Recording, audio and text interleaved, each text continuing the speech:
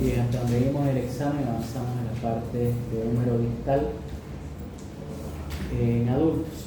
Pero también es importante que conozcamos las fracturas en niños, ¿ya? La fractura supracondilia en niños es una de las fracturas más frecuentes en niños, ¿ya? Entre los 5 y 8 años. ¿Por qué esas edades? Porque son más traviesos, ¿ya? Este tipo de fractura respeta lo que es la fisis, o sea, el cartílago de crecimiento a nivel del húmero distal.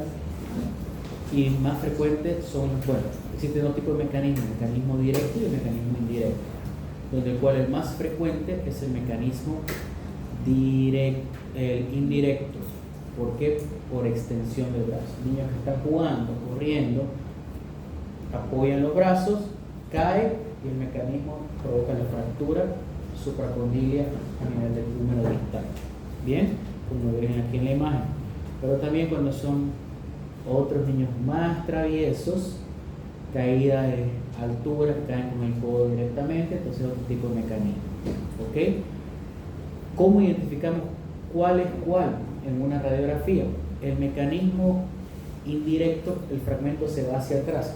Yo caigo, apoyo el brazo, ¿ya? Todo mi mecanismo se ve hacia atrás. En cambio, cuando es caída del traumatismo directo, todo el mecanismo se va a ir hacia adelante. Las más frecuentes, como les digo, son caídas en extensión, con el brazo en extensión. ¿Qué va a tener?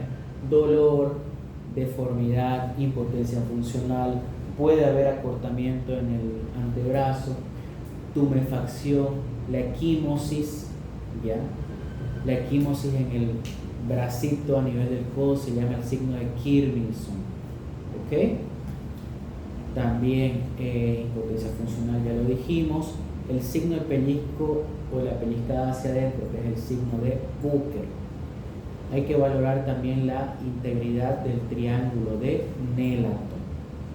Son los dos cóndilos y el olecranon. Triángulo de Nelaton. Es importante valorar la parte vascular y nerviosa periférica distal. ¿Por qué? Porque si es que hay alteraciones a nivel de estos vasos sanguíneos o compromiso nervioso en los niños, es indicación de emergencia.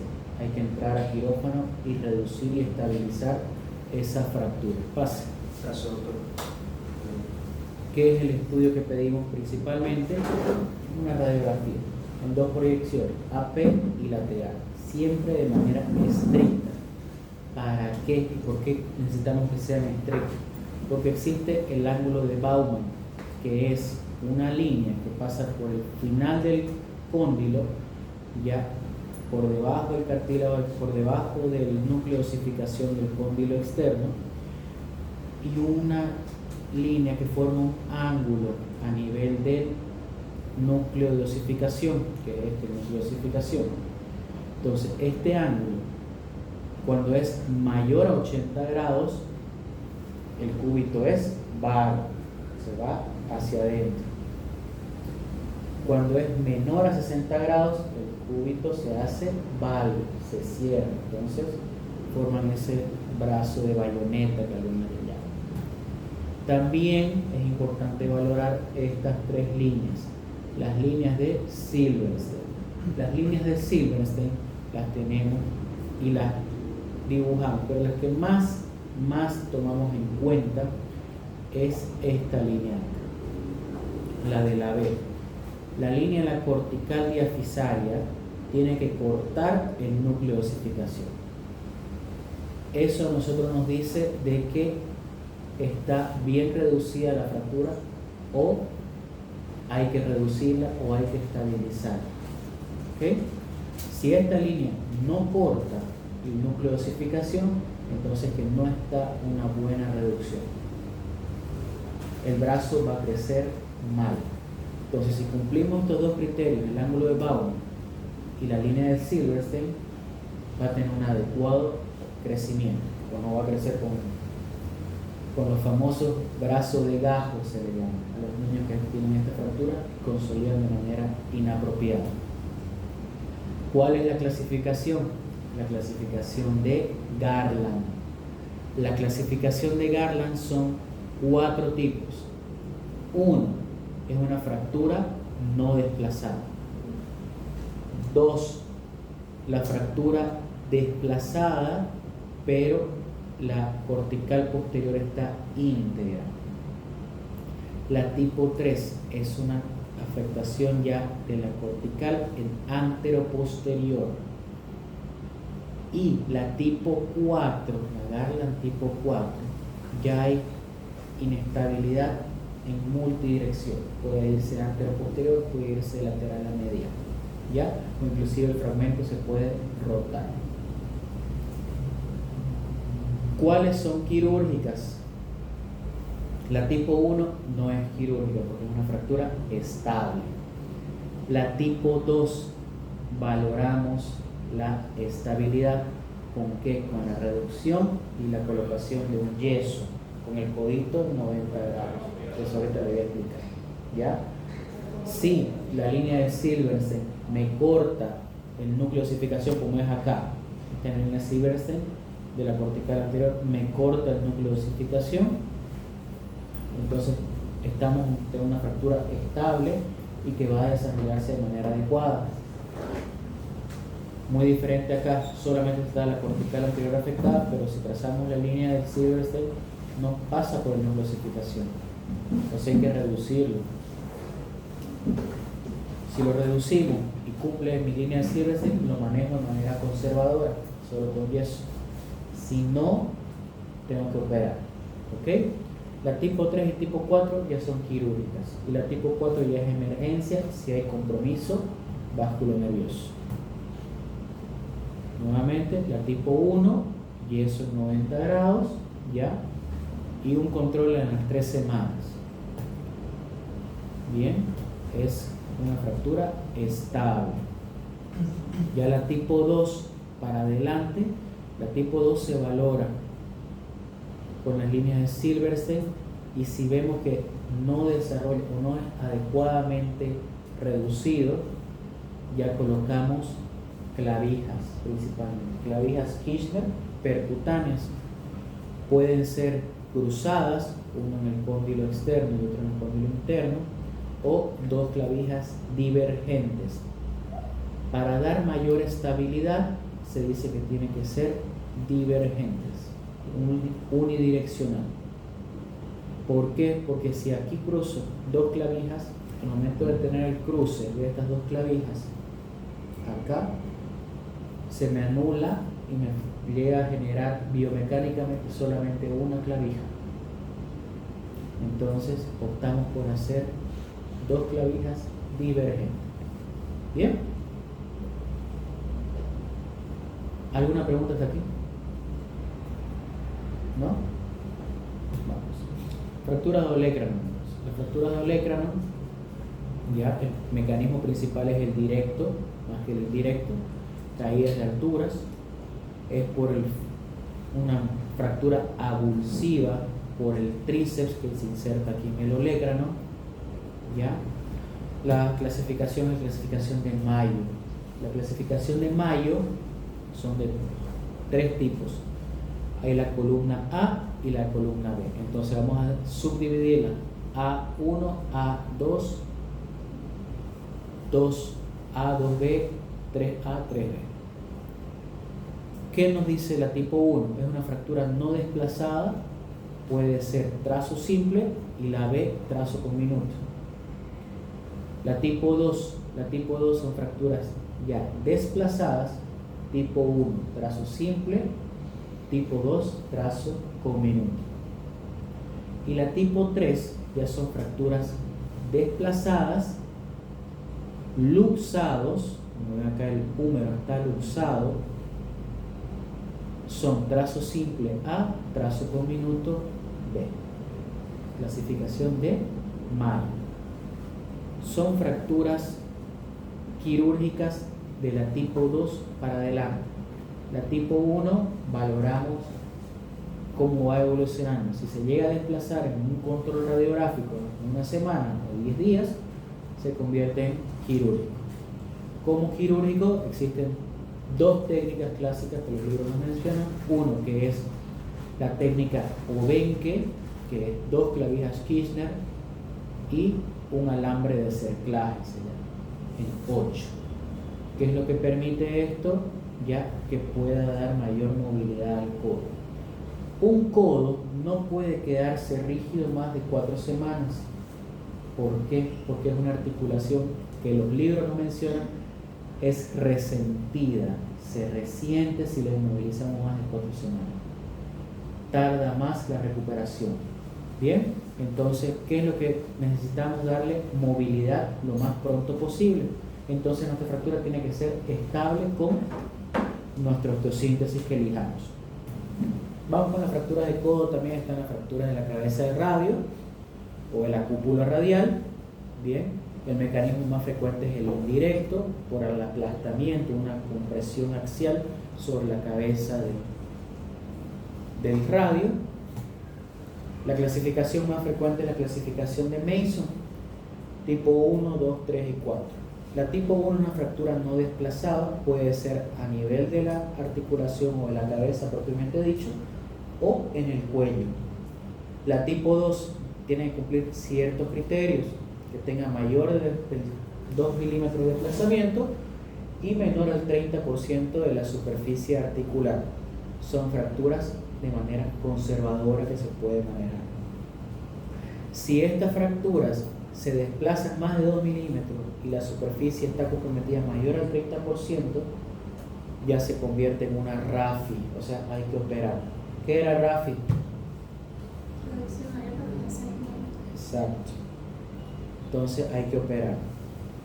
La Mason tipo 13 son fracturas conminutas. Se valora ya la necesidad de una prótesis inclusive de cabeza de radio. Y la tipo 4 ya vienen asociados a una luxación. Bien, clasificación de Mason. Fracturas de antebrazo, fracturas diafisarias. Ya se dice que este tipo de fracturas son quirúrgicas todas son quirúrgicas. ¿Por qué? Porque si se fractura a nivel del antebrazo en la diáfisis, es como si tuviéramos compromiso articular. El antebrazo, fracturas en el antebrazo, se dice que son fracturas articulares. Entonces es un criterio quirúrgico. ¿Cómo vamos a encontrar la clínica? Deformidad, ya, angulaciones. ¿Y cómo se la manejan en niños?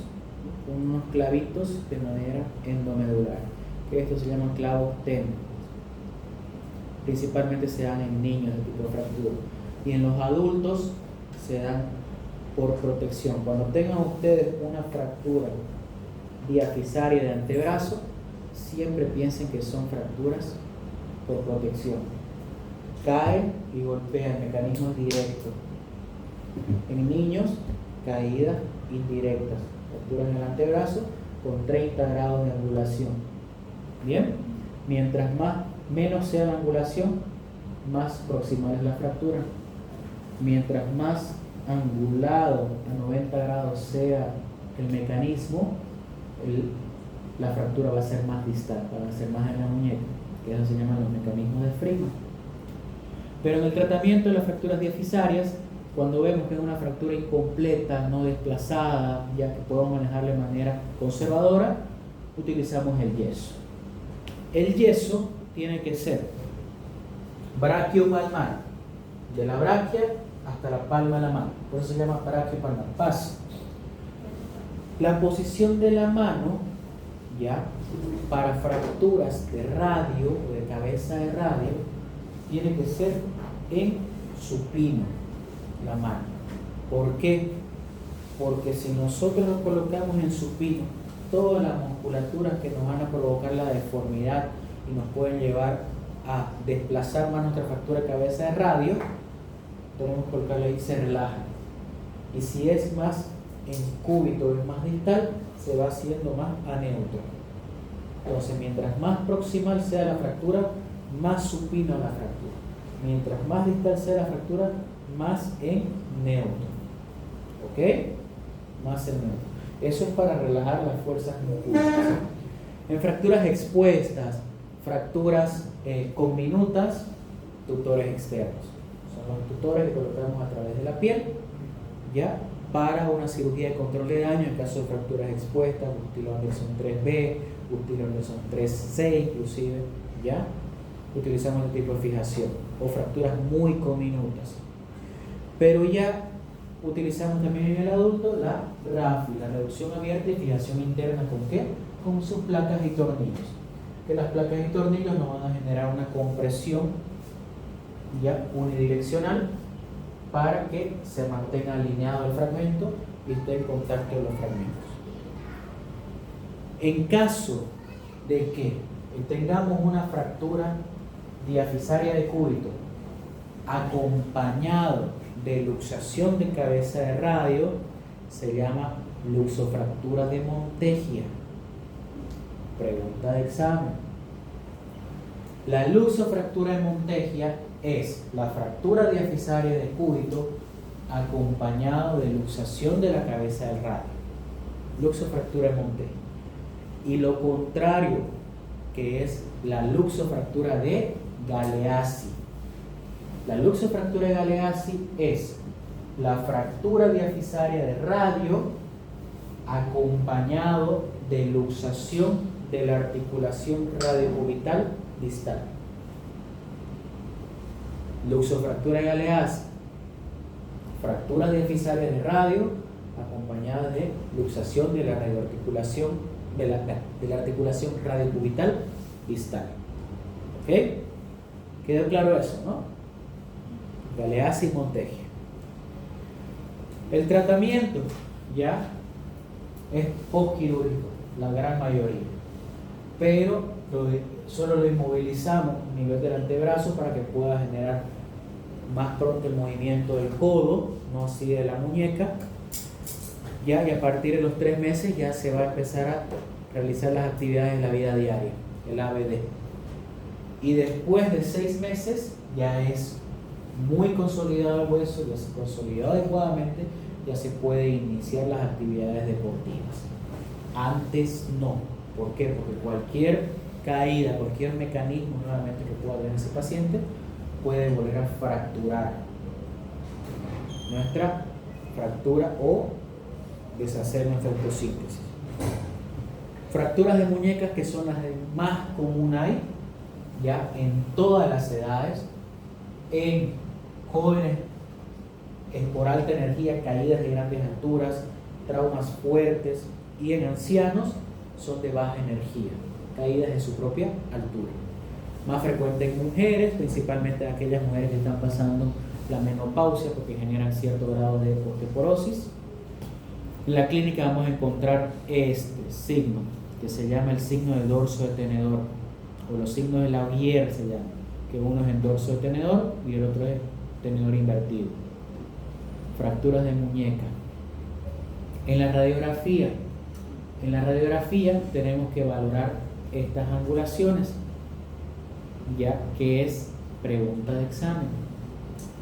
Estas angulaciones, ya, y aquí me falta una, que les voy a enseñar. Tomamos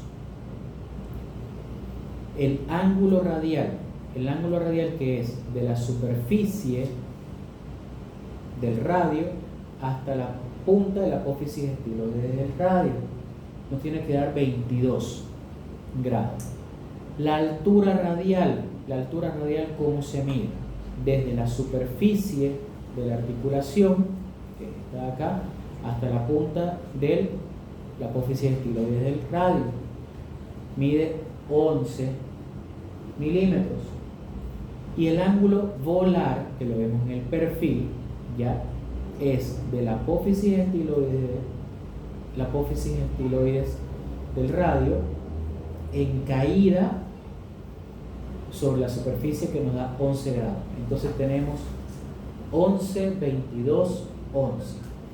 11 milímetros de altura radial, 22 grados de ángulo radial y 11 de ángulo volar. 11, 22, 11. Tenemos epónimos, ya las clasificaciones por epónimo, las fracturas de Coles, las fracturas de Coles invertida o de Smith, las fracturas de Barton, que ya son articulares, las fracturas de Chauffer o de Schoeffer, la apófisis estiloide del radio, las fracturas por hundimiento, que es el de Deep Punch, las fracturas por hundimiento del semilunar. Bien, las fracturas de Coles es la única que se puede manejar de manera ortopédica, con yeso. Fracturas Smith, fracturas Barton, Deep Punch se manejan ortopédica y quirúrgicamente. ¿Por qué? Porque comprometen la articulación. La clasificación de Friedman. La clasificación de Friedman, aunque parezca larga, son de 8 tipos, es lo más sencilla que hay. ¿Por qué? Porque si ustedes ven todos los números pares, solo se añade la apófisis estiloide del cúbito. Entonces, la clasificación Friedman 1 es una fractura extraarticular. La Friedman tipo 2, la fractura extraarticular con apófisis estiloide del cúbito. Friedman tipo 3 es el trazo radiocarpiano. Bien, y es extraarticular el otro trazo, no compromete esta articulación de acá. Tipo 4, radiocarpiano con apófisis estiloide del cúbito. Tipo 5, radiocubital, ya está comprometida la articulación radiocubital. Tipo 6, radiocubital y apófisis estiloide del cúbito. Tipo 7, radiocubital, radiocarpiano. Tipo 8, radiocubital, radiocarpiano y apófisis estiloide del cúbito. Si ustedes aprenden 1, 3, 5 y 7, ya se aprendieron la clasificación. Todo tratamiento no quirúrgico en las fracturas de muñeca, ¿cuáles son? Fracturas que no están muy desplazadas, ¿bien?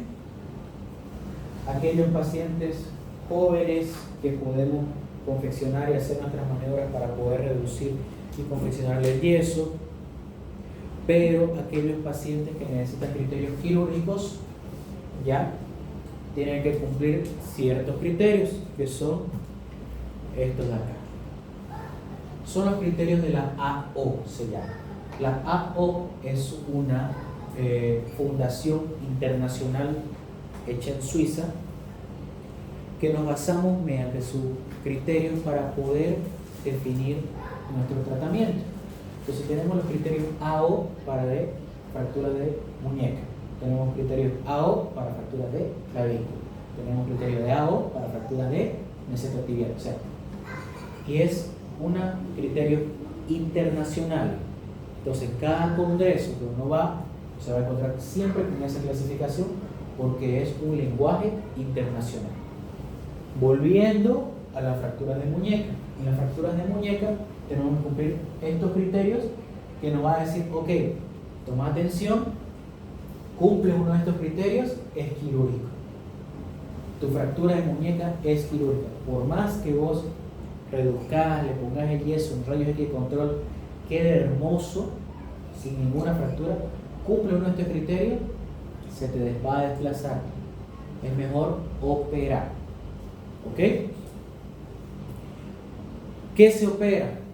¿O qué se coloca? Agujas Kirchner de manera percutánea, el Capanghi, que es una maniobra que se realiza con las clavijas Kirchner, las placas volares, que es en la palma, las placas dorsales, que es en el dorso de la muñeca, o fijadores externos.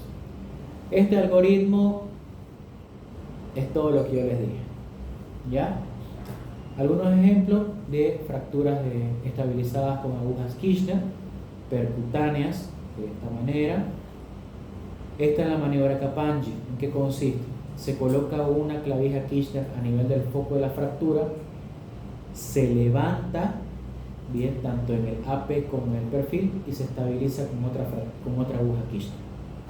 Esa es la maniobra Capanghi. Agujas Kirchner pueden colocarle 2, unidireccionales, bidireccionales, 3, 4. Esta nunca he visto, la verdad. Así que mentiría si hubiera visto.